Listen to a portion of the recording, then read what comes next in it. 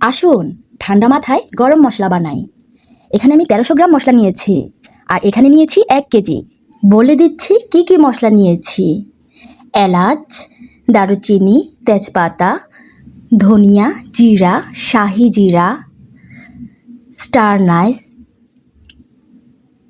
লবঙ্গ, মৌরি, কাবাব চিনি, কালো এলাচ, জায়ফল, কালো গোলমরিচ, সাদা গোলমরিচ, জয়ত্রী, পোস্তদানা, কাবাব চিনি। এই সমস্ত মশলা আমি ১৩০০ গ্রাম নিয়েছি। এখানেও আমি ১ কেজি মশলা নিয়েছি। প্রথম ডালা আর দ্বিতীয় ডালাটাতে কিছুটা পার্থক্য দেখতে পাচ্ছেন। প্রথম ডালাতে ১৩০০ গ্রাম, আর এটা আপনি দোকানে গিয়ে যদি বলেন যে আমাকে সব ধরনের মশলা ১ কেজি পরিমাণের দেন, আমি ২ রকমের মশলা বানিয়েছি ২ ভাবে খাওয়ার জন্য।